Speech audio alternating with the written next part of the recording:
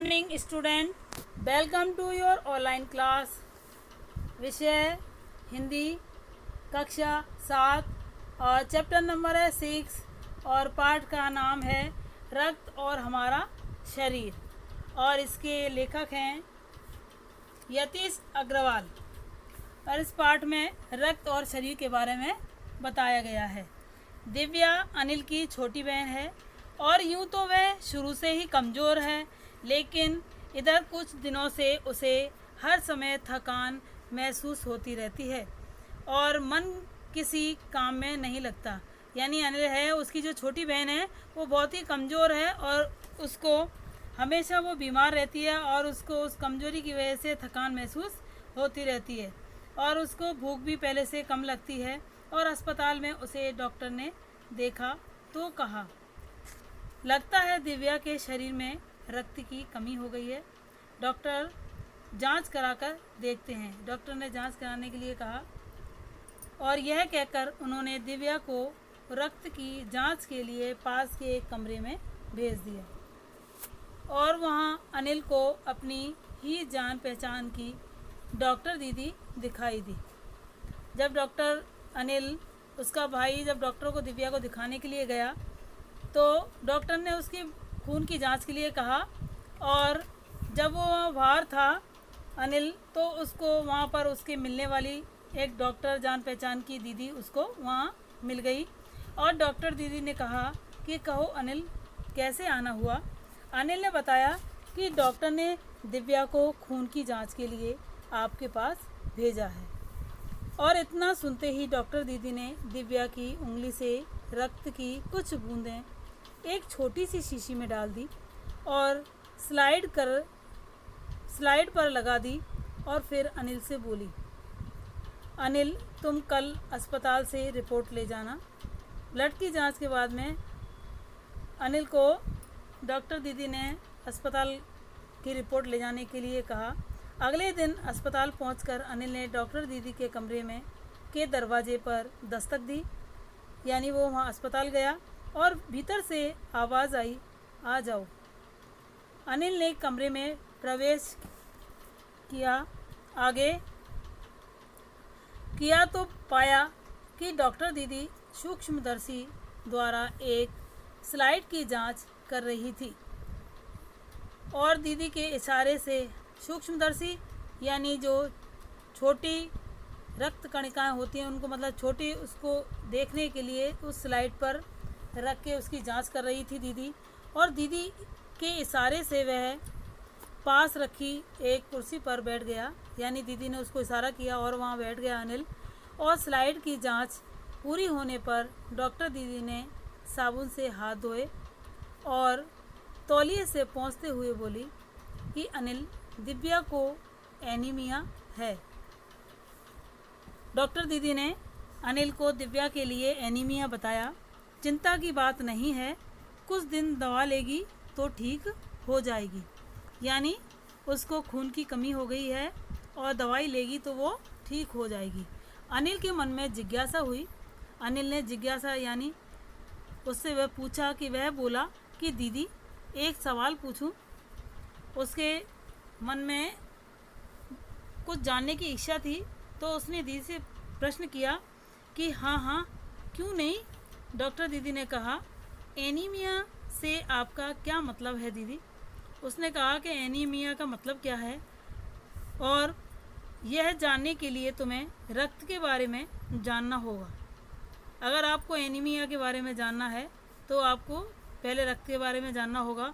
और डॉक्टर दीदी ने कहा कि फिर बोली कि अनिल, देखने में रक्त लाल द्रव्य के समान ही दिखता है, किंतु इसे सूक्ष्मदर्शी द्वारा देखें तो यह भानुमति के पिटारे से कम नहीं है।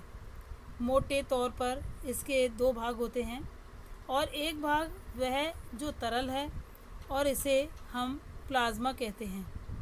यानी ब्लड के अंदर ब्लड बिल्कुल पतला होता है और वो लाल ही दिखाई देता है, लेकिन उसमें बहुत सारे कण होते हैं। दूसरा वह जिसमें छोटे बड़े कई तरह के कण होते हैं, कुछ लाल और कुछ सफ़ेद। उस रक्त के अंदर कुछ लाल और सफ़ेद कण होते हैं और कुछ ऐसे जिनका कोई रंग नहीं होता है, जिन्हें विषाणु प्लेटलेट कण कहते हैं। ये कण प्लाज्मा में तैरते रहते हैं, यानी जो तरल होता है ब्लड उसमें वो तैरते रहते हैं। और इतना कहकर डॉक्टर दीदी ने सूक्ष्मदर्शी के नीचे एक स्लाइड लगाई और उसे फोकस किया और सूक्ष्मदर्शी द्वारा बारीक से बारीक कण भी उसमें दिखाई देते हैं। और वो बोली, माइक्रोस्कोप के द्वारा बारीक से बारीक कण उसमें दिखाई देते हैं ब्लड के अंदर। और बोली कि देखो अनिल, सूक्ष्मदर्शी द्वारा जो कण तुम्हें दिखाई दे रहे हैं ये हैं लाल रक्त कण। जो आपको छोटे छोटे जो दिखाई दे रहे हैं वो लाल रक्त कण हैं। आगे स्लाइड देख मानो आश्चर्य से उछल पड़ा था अनिल। रक्त की एक बूंद में इतने सारे कण, यानी वो देखकर को उसको अचंभा हुआ कि ब्लड की एक बूंद के अंदर कितने सारे कण हैं और इसकी तो वह कल्पना ही नहीं कर सकता था। वह बोला कि इन्हें देखकर तो ऐसा लग रहा है मानो बहुत ही छोटी छोटी बालूशाही रख दी गई हो, यानी छोटे छोटी, उसमें उसने उदाहरण दिया है बालूशाही का। और हाँ, दीदी बोली कि लाल कण बनावट में बालूशाही की तरह ही होते हैं, यानी जो लाल कण होते हैं ब्लड के अंदर वो बालूशाही के समान होते हैं और गोल और दोनों तरफ अवतल, यानी बीच में दबे हुए, यानी वो बीच से दबे हुए होते हैं। और रक्त की ये बूंद में इनकी संख्या लाखों में होती है।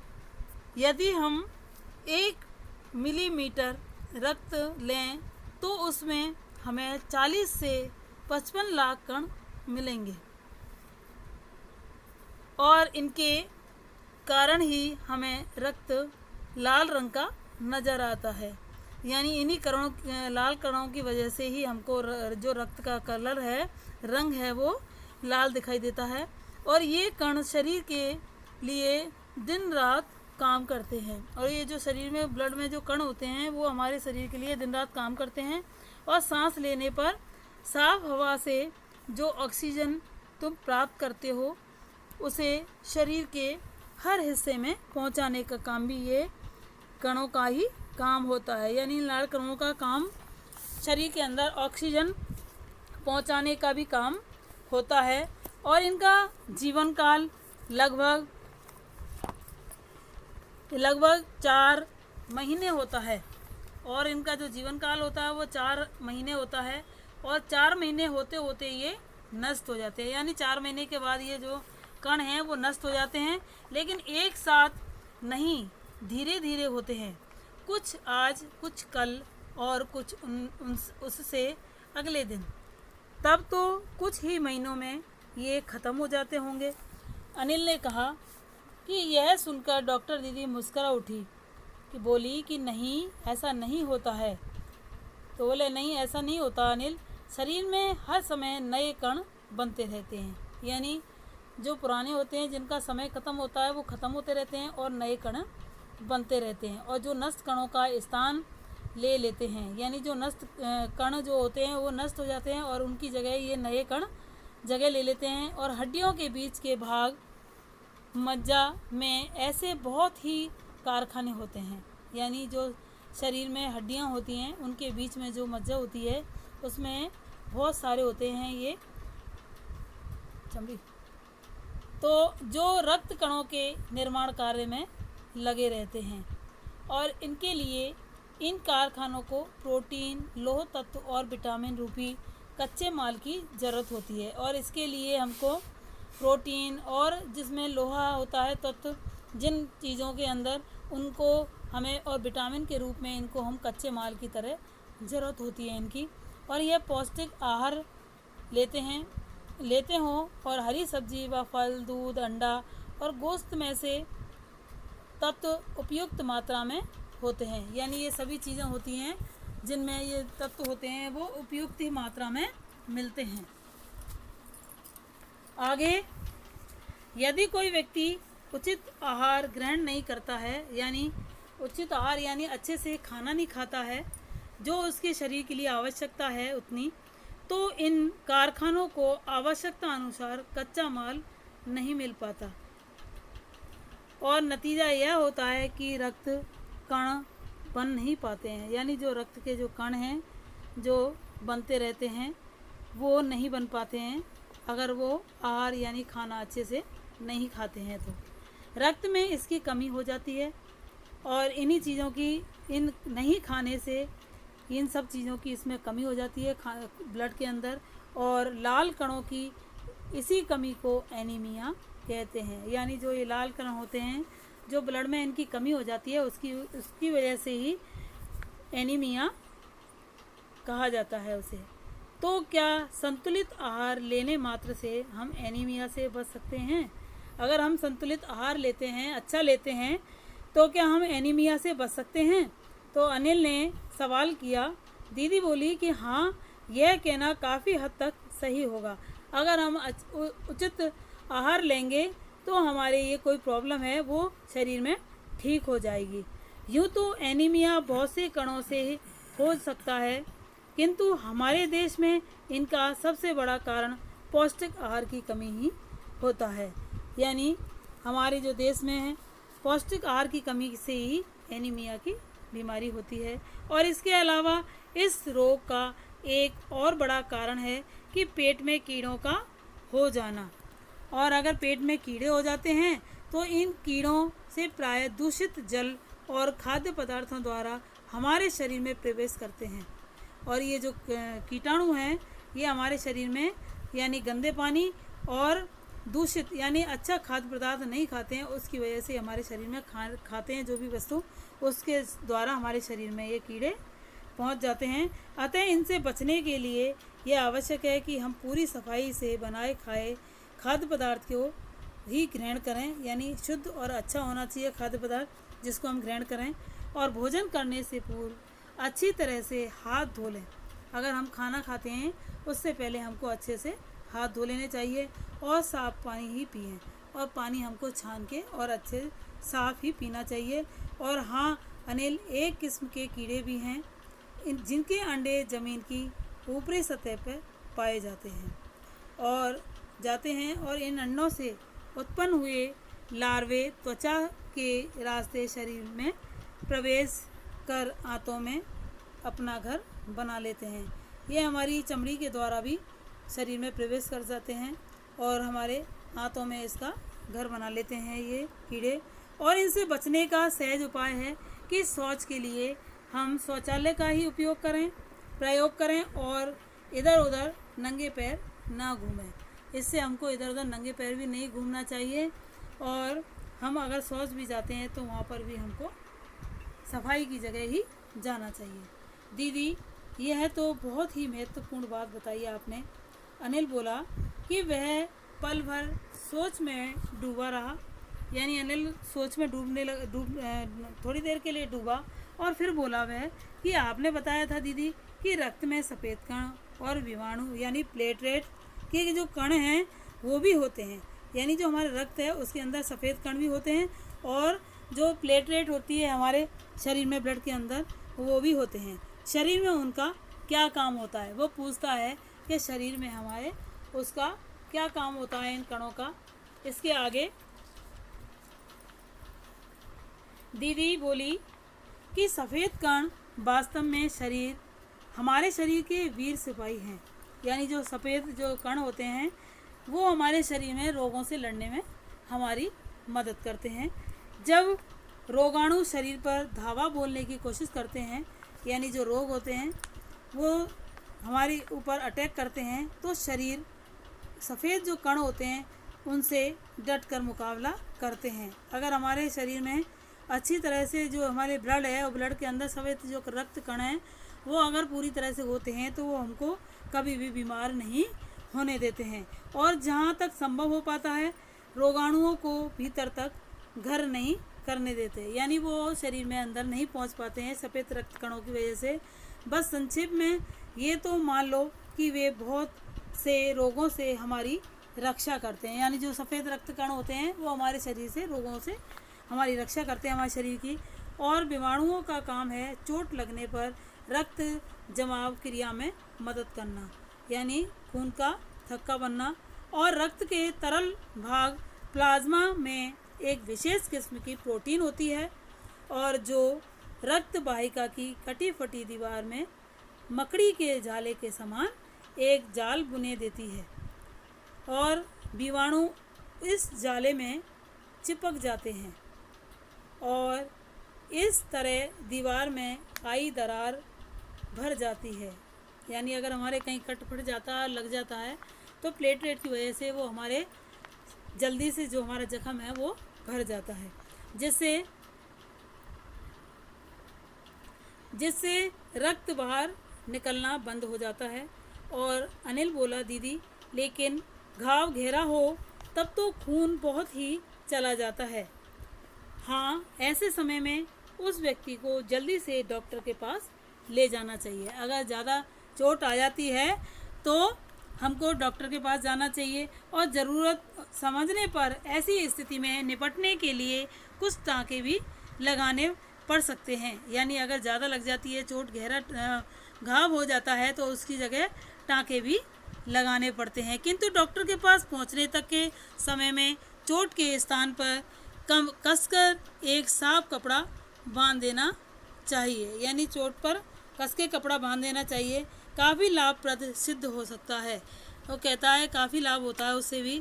किंतु अगर बहुत अधिक रक्त बह रहा है तो उसे रक्त चढ़ाने की ज़रूरत भी पड़ सकती है। अगर ज़्यादा लग जाती है और बहुत ज़्यादा रक्त बह रहा है तो उसको ब्लड की चढ़ाने की भी ज़रूरत पड़ जाती है। और दीदी ने समझाते हुए कहा कि अनिल ने कहा कि क्या ऐसे समय में किसी भी व्यक्ति का खून काम आ सकता है? तो वो पूछता है कि किसी भी व्यक्ति का खून काम आ सकता है कि उस समय? दीदी बोली, अनिल, हर किसी का रक्त एक सा नहीं होता है और कुछ विशेष गुणों के आधार पर ही रक्त को मुख्य वर्गों में बांट दिया गया है। यानी अलग अलग ब्लड में वो ग्रुप में बांटा गया है ब्लड को, और जिसका जो ग्रुप होता है उसकी अकॉर्डिंग उसके ब्लड चढ़ाया जाता है। ज़रूरतमंद व्यक्ति के रक्त समूह की जांच करने के बाद ही उसे रक्त समूह का रक्त चढ़ाया जाता है।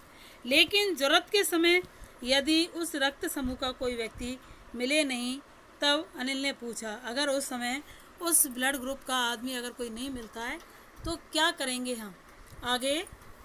ऐसी आपात स्थिति में के लिए कि ही ब्लड बैंक बनाए गए हैं।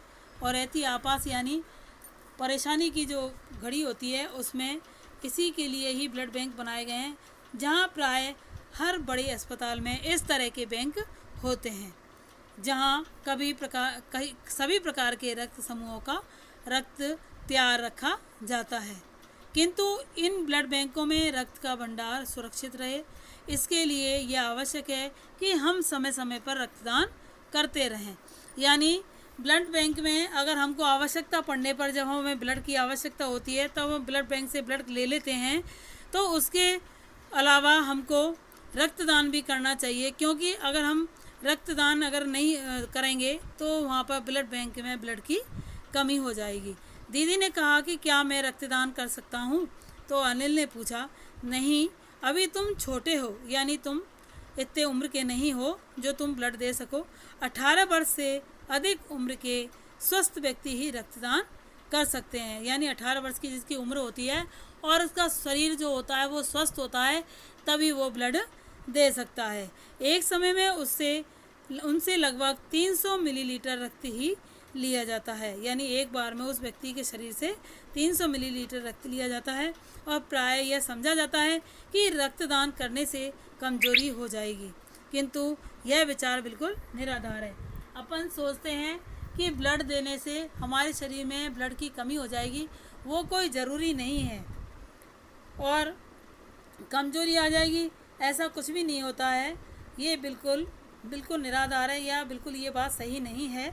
हमारे शरीर इतना रक्त तो कुछ ही दिनों में बना लेता है। यानी हम हरे शरीर का जो ब्लड है निकालने के यानी देने के बाद भी मतलब धीरे धीरे बनता रहता है। वैसे ही शरीर में लगभग 5 लीटर खून होता है। और इसमें से यदि तुम रक्त किसी ज़रूरतमंद व्यक्ति के लिए जीवन दान बन जाओ तो इससे बड़ी बात क्या होगी। अगर दीदी समझाते हुए बोली, अगर किसी ज़रूरतमंद की आप मदद कर सकते हैं, उसको जीवन दान दे सकते हैं, तो आपके लिए बहुत बड़ी बात है। और फिर तो बड़ा होने पर भी मैं नियमित रूप से रक्तदान दिया करूँगा। तो अनिल कहता है कि मैं बड़ा होने के बाद मैं नियमित रूप से रक्तदान किया करूँगा। और अनिल ने कहा, शाबाश अनिल। उस डॉक्टर दीदी ने उसको शाबाशी दी और डॉक्टर दीदी ने अनिल की पीठ ठोकते हुए कहा। इस पार्ट में ब्लड के बारे में बताया है, इसीलिए हमको शरीर में ब्लड बनने के लिए स्वच्छ और पौष्टिक आहार खाना चाहिए। और खाना खाने से पहले हमें हाथ धोने चाहिए और खाना खाने के बाद भी हमको हाथ धोने चाहिए। और इसी तरह हम अपने शरीर की रक्षा कर सकते हैं।